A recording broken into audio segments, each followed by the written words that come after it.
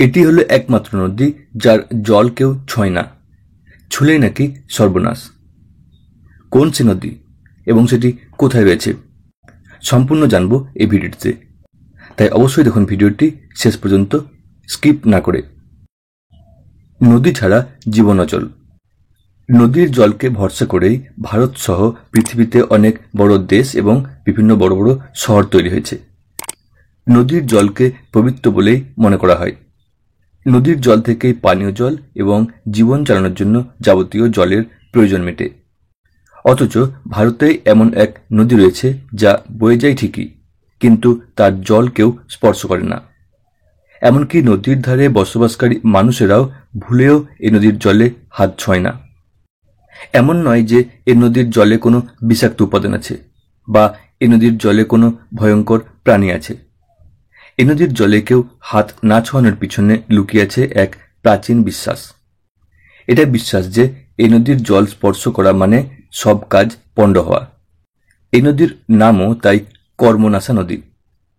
মানুষের জীবনে যাবতীয় খারাপ ডেকে আনে এই নদীর জল, এমনটাই বিশ্বাস মানুষের। কথিত আছে প্রবল পরাক্রমী রাজা সত্যব্রত তার গুরু বশিষ্ঠ মুনির কাছে একটি বর চান। রাজা সত্যব্রত চান তিনি যেন সশরীরে স্বর্গে যেতে পারেন, কিন্তু রাজার এই আকাঙ্ক্ষা পূরণ করতে পারবেন না বলে স্পষ্ট জানিয়ে দেন বশিষ্ঠ মুনি। রাজা সত্যব্রত তখন রেগে গিয়ে বিশ্বামিত্র মুনির কাছে হাজির হন। বিশ্বামিত্র মুনির সঙ্গে বশিষ্ঠ মুনির সম্পর্ক ভালো ছিল না, তাই বিশ্বামিত্র রাজা সত্যব্রতকে সশরীরে স্বর্গারোহণের ব্যবস্থা করে দেন, যা দেখে দেবরাজ ইন্দ্র ক্ষুব্ধ হন।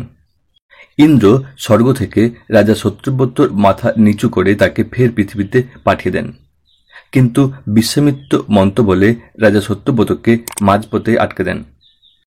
স্বর্গ ও মর্ত্যের মাঝখানে মাথা নিচু করে ঝুলতে থাকেন সত্যব্রত। সে সময় তার মুখ থেকে লালারসের স্রোত প্রবাহিত হতে থাকে। সেই লালারস থেকেই সৃষ্টি হয় এই নদী।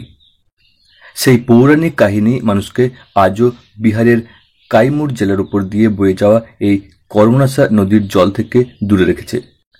যদিও এই নদী প্রভাবিত হয়ে একসময় গঙ্গায় গিয়ে মিশে গেছে। তো দর্শক বন্ধু, কেমন লাগলো একটি অজানা তথ্য জানতে পেরে? অবশ্যই নিচের কমেন্ট বক্সে আপনার মতামত লিখে জানান।